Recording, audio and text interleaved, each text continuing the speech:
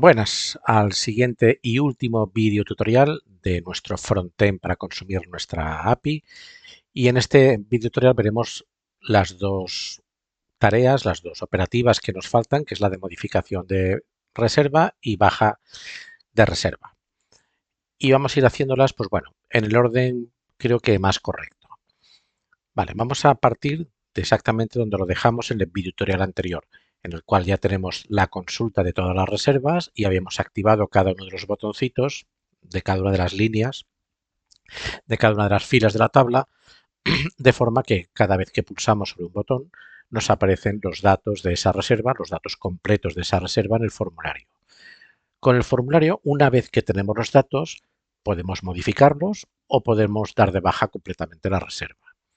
Bien, fijaos que ahora los botones de modificación y baja están activos, siempre están activos. Es decir, que incluso cuando cargamos la página están activos y no tendría sentido que estén activos mientras no tengamos aquí una consulta. Mientras el usuario no pulse sobre uno de estos botoncitos y consultemos la reserva, estos dos botones no deberían estar activos. Por lo tanto, lo primero que vamos a hacer, antes de hacer la modificación y la baja, es desactivarlos. Por defecto, cuando entremos en la página por primera vez estarán desactivados. Para esto, lo que vamos a hacer es ir a nuestro fichero de reservas, al HTML, y estos botoncitos, el de modificación y baja de reserva, los vamos a desactivar. Simplemente es añadirles el atributo disabled. Vale. El de alta siempre está activo. Siempre podemos hacer un alta de reserva en cualquier circunstancia, pero el de modificación y baja no. De forma que cuando carguemos la página están visibles, pero no podemos interactuar sobre ellos. Eso también es otro debate que a veces tengo con los alumnos que me preguntan, bueno, ¿y no sería mejor que no estuvieran, por ejemplo, un display none, para que no aparezcan?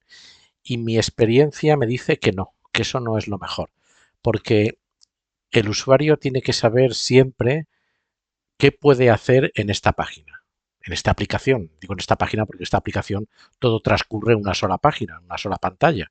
Pero el usuario tiene que saber qué puede hacer con esta pantalla. Simplemente verá que con esta pantalla puede dar de alta reservas, modificarlas o darlas de baja, solo que el estado en el que se encuentra ahora la aplicación no permite la modificación y la baja.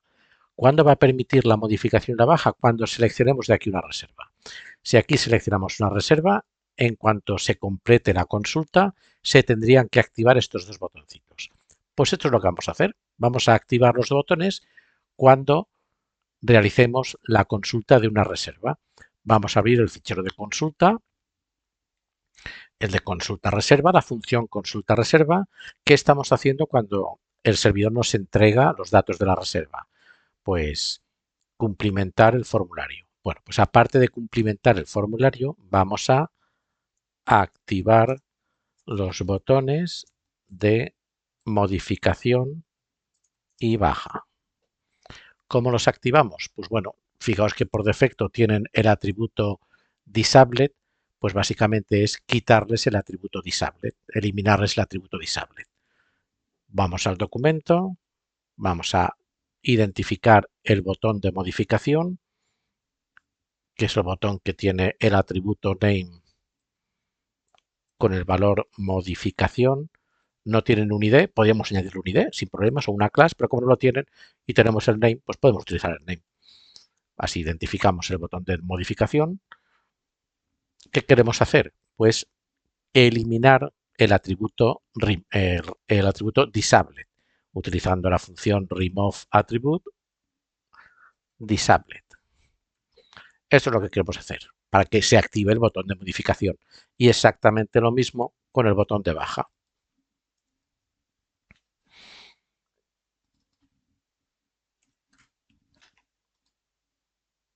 Pues vamos a probarlo.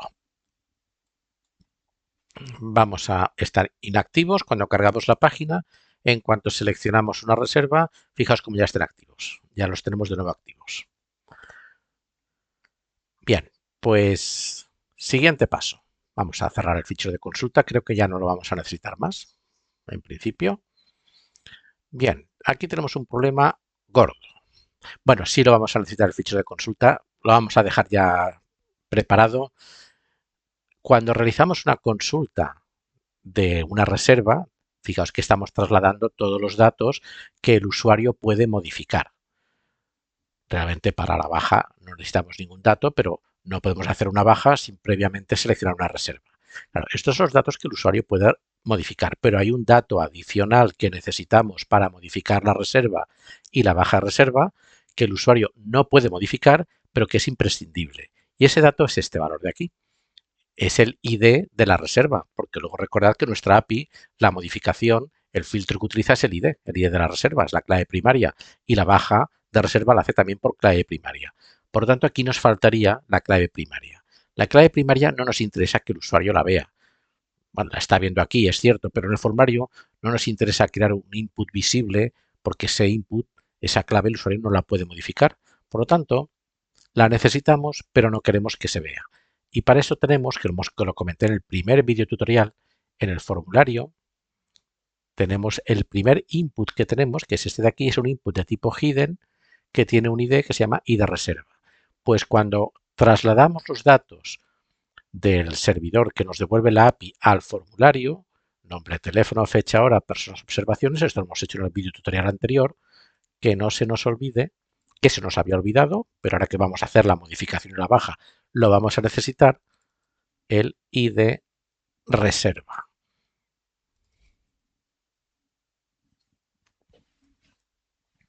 Imprescindible, porque si no, fijaos que vamos a seleccionar una reserva.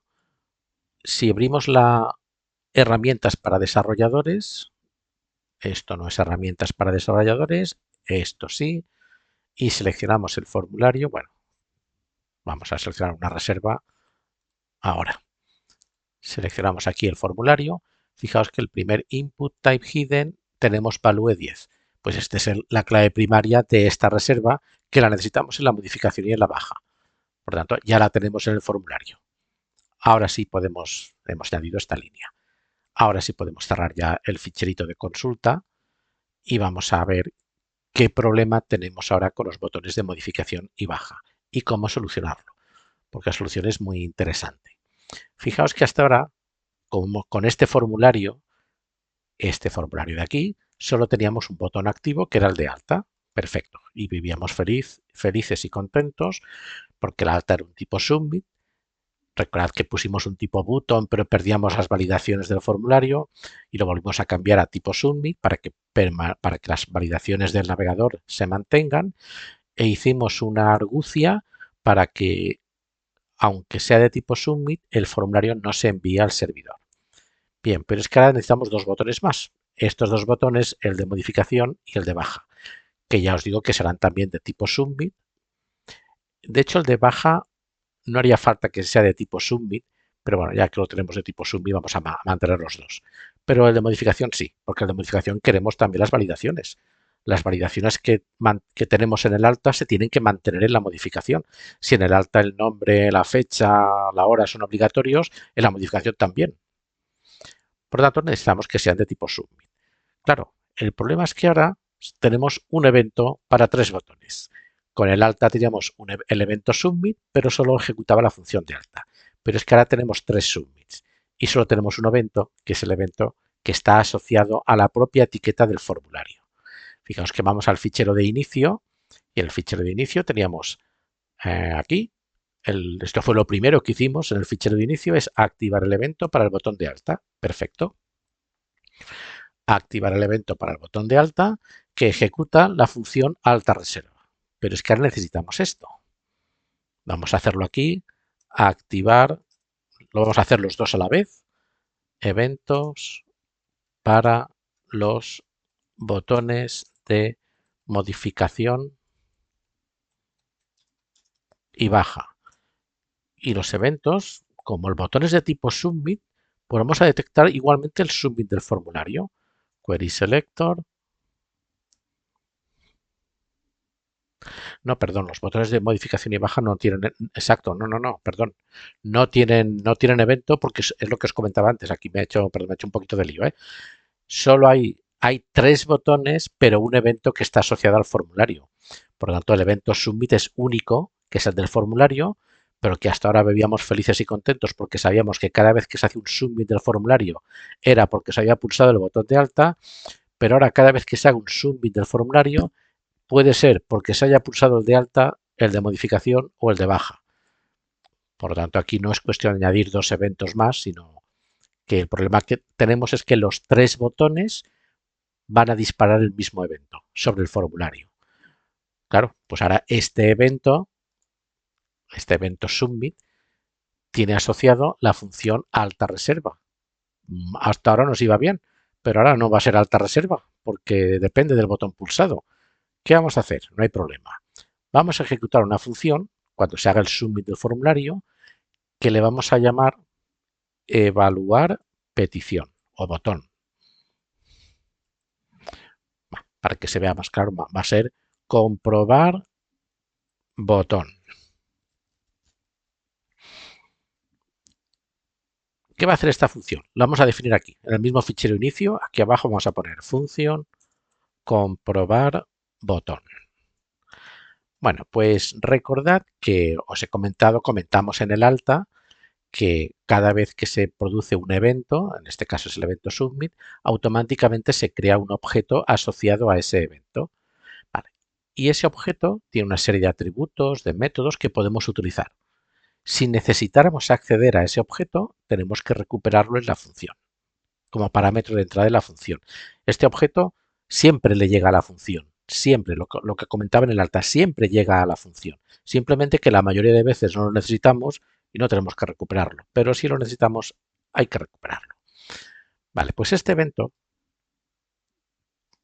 ¿qué hacía en la función? Fijaos que este evento, la función de alta lo tenemos y lo necesitábamos simplemente para desactivar el comportamiento por defecto del submit, que era el envío al servidor del formulario.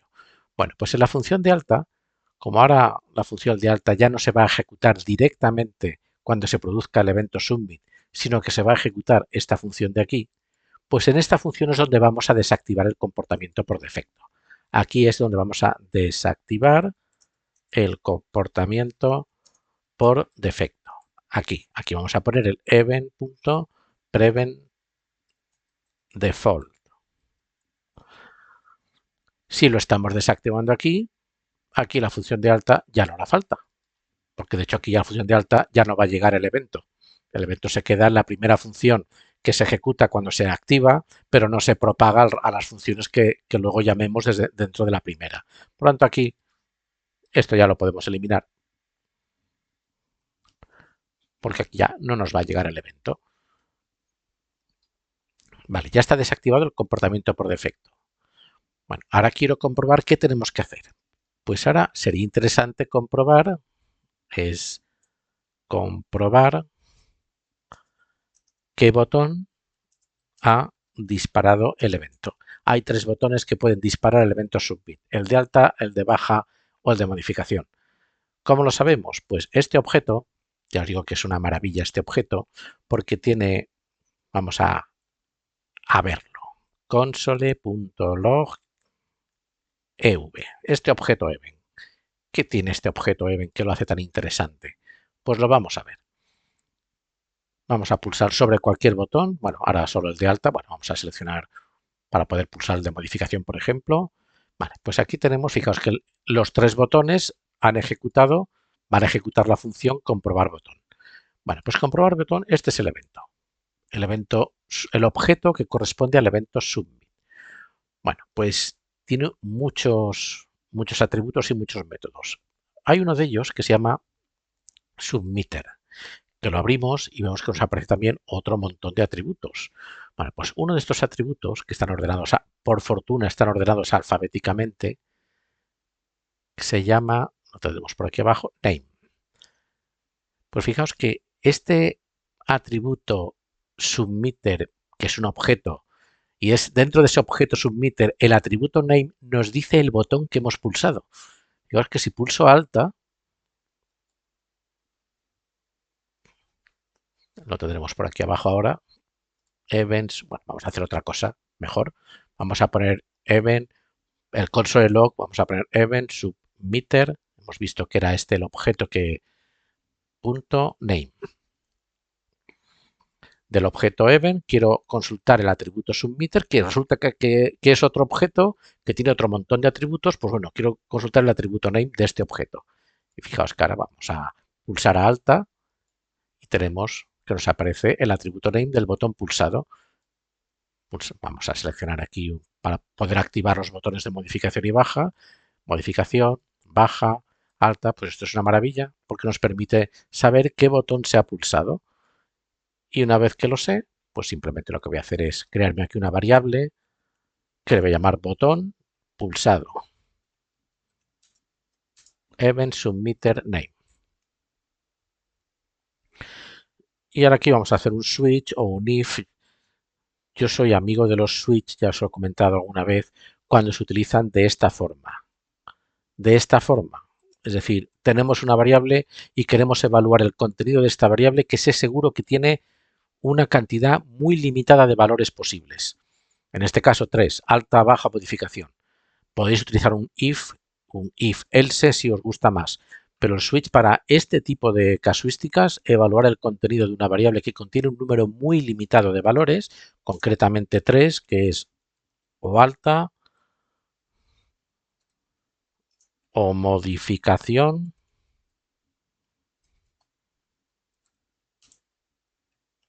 o baja. Son los tres valores posibles. ¿Qué queremos hacer cuando sea un alta? Bueno, pues cuando sea un alta, lo que ya estábamos haciendo, llamar a la función alta reserva. Solo que antes la función alta reserva estaba asociada directamente al evento submit y ahora ya no. Ahora ya no hay que pasarle ningún evento porque ya lo estamos controlando todo aquí en esta función comprobar botón.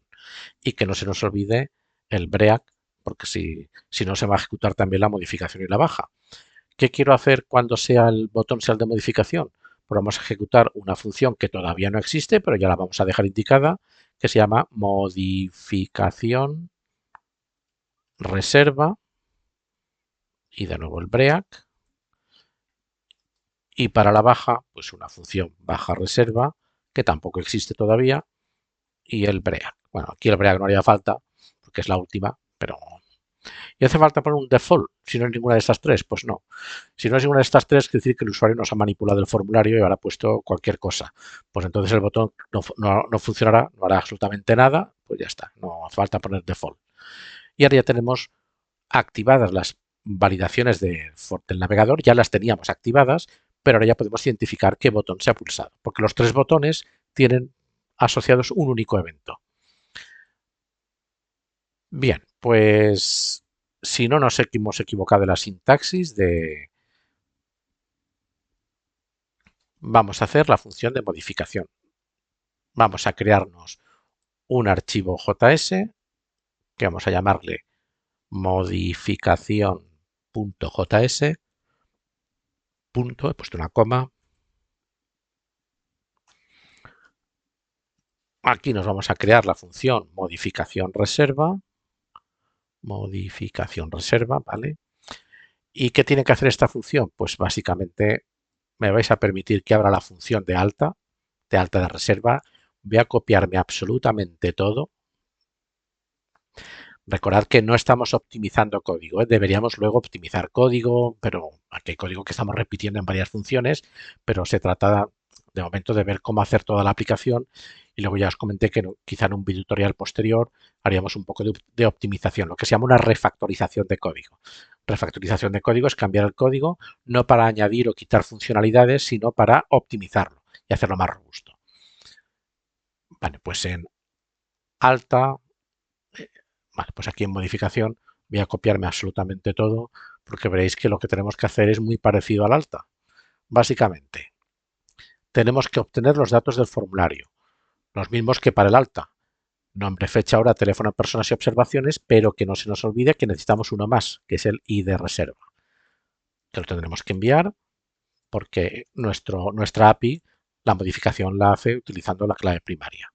Pues query selector, hemos visto que se llama ID reserva, el ID que tiene el input de tipo hidden, ID reserva.value.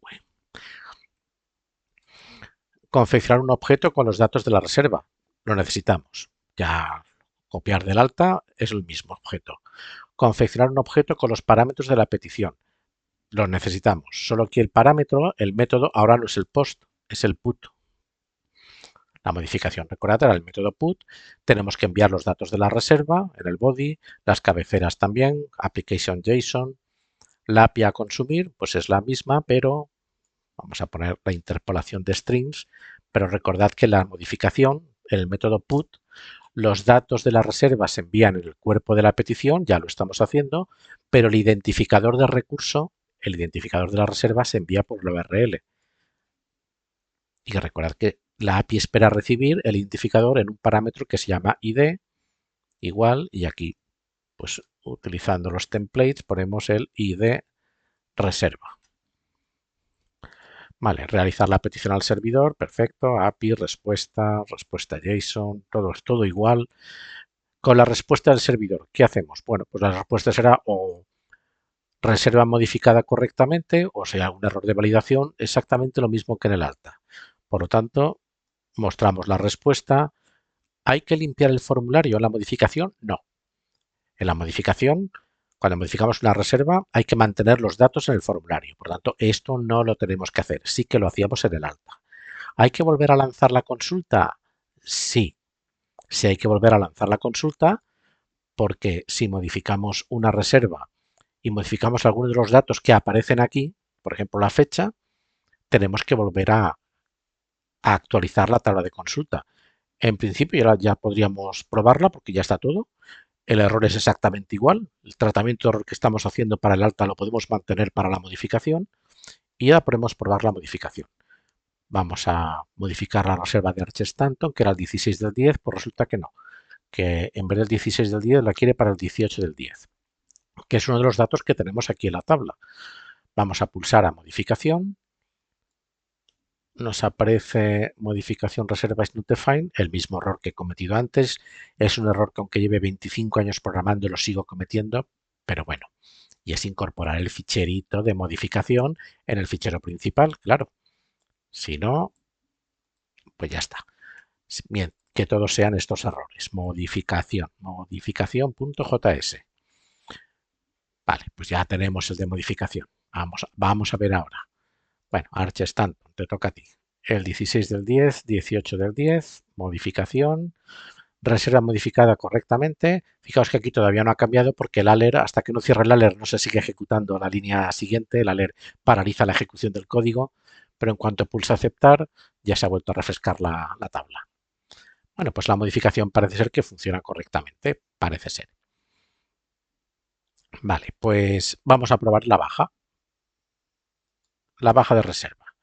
Bueno, pues la baja de reserva, ya que tengo aquí el ficherito reservas HTML, me vais a permitir que incorpore ya también el fichero de baja, que aunque todavía no existe, lo vamos a crear inmediatamente, baja.js, así esto ya lo puedo cerrar. Nos vamos aquí a la carpeta JS y vamos a crear el ficherito baja.js. .js. Vale, me voy a ir al fichero de modificación, voy a seleccionarlo todo y lo voy a pegar en el de baja. Fijaos que aquí, bueno, aquí voy a abusar del copiar-pegar, pero es que para no repetir tanto, para que no se haga más largo el vídeo tutorial. La función se llama baja reserva, porque es la que hemos indicado en el fichero de inicio, baja reserva. El fichero de inicio creo que también ya lo puedo cerrar. ¿Y qué datos necesitamos para la baja? Pues únicamente el ID de reserva, únicamente el identificador de recurso. ¿Necesitamos confeccionar un objeto con los datos? Pues no, porque no hay que enviar más datos que el identificador de recurso. Pues nada. ¿Necesitamos confeccionar un objeto con los parámetros de la petición? Pues en este caso sí, porque aunque no tengamos que enviar datos de la reserva, el método no es el get, sino si el método fuera el get, no tendríamos que enviar parámetros. Me remito a las consultas que hemos realizado, pero el método que tenemos que utilizar es el delete. Por lo tanto, sí que tenemos que enviar parámetros. Lo que no necesitamos es ni body ni headers, porque no estamos enviando ningún JSON. El ID de la reserva lo enviamos como identificador de recurso, por tanto, por la URL. Y lo demás, pues vamos a ver, realizar la petición al servidor, esto no cambia. Si la respuesta del servidor es que se ha dado de baja la reserva, pues aquí sí que tenemos que limpiar el formulario.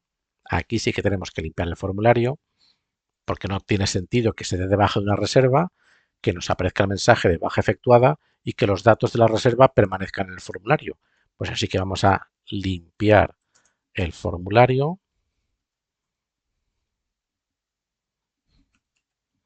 Document.querySelector. El formulario era form reservas, creo. Sí, form reservas. Punto reset. Tenemos que volver a lanzar la consulta para que no aparezca la reserva que acabamos de dar de baja en la tabla de la izquierda. Y el tratamiento de errores, pues aunque puede ser mucho más sencillo, vamos a mantener el que tenemos. Después todo esto es código que estamos repitiendo en todas las llamadas a fetch. Pues esto lo podríamos tener aquí, una función que centralice todo el tratamiento de errores. Por tanto, esto son cosas que tendremos que optimizar tarde o temprano. Vale, pues vamos a probarlo. Vamos a ver una reserva. Bueno, pues PolMapDip va a cancelar su reserva. Vamos a pulsar a baja reserva. Nos aparece reserva borrada. Aceptar. Veis cómo no se ha inicializado el formulario. Ahora veremos qué pasa. Sí que se ha lanzado la consulta. El formulario no se ha inicializado porque se me ha olvidado poner aquí el reset con los paréntesis. Bueno, vamos a borrar otra reserva. Abrir il Solozzo. Pues baja reserva, reserva borrada. Ahora sí se inicializa el formulario. Se hace la consulta, pero ojo, porque tenemos los botones activos. Ahora tendríamos que volver a desactivar los botones. Vamos a cerrar la consola, porque si ahora pulso baja reserva otra vez, menos mal que la API lo controla todo. Recordad que la API, una de las validaciones que teníamos era que si pulsábamos sobre baja o modificación, obligatoriamente teníamos que validar, teníamos que asegurarnos de que nos llegaba el ID de la reserva. Por lo tanto, no estamos haciendo ningún mal, pero no tiene sentido mantener estos dos botones activos si la baja ha sido correcta. Por lo tanto, cuando en la función baja reserva, limpiamos el formulario, correcto, lanzamos la consulta, pero vamos a desactivar los botones de baja y modificación. Cuando seleccionemos otra reserva, ya se volverán a activar. Para eso vamos al documento, Query Selector, el botón de modificación tiene el atributo name con el nombre de modificación, set attribute, queremos añadir el atributo disabled.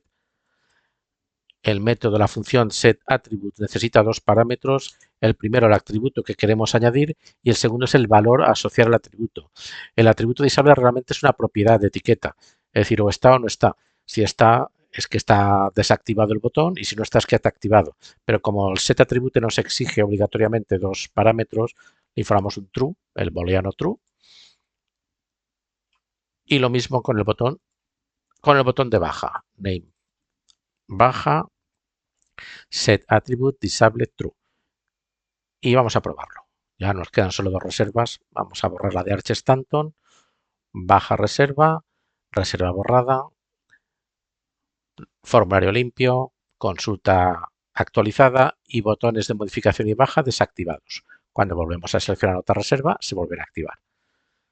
Y aquí tenemos pues todo lo que tenemos que saber de nuestro frontend. Cómo consumir la API desarrollada en videotutoriales anteriores con un frontend más o menos completo. Y seguramente habrá un videotutorial extra que llevará por título refactorización.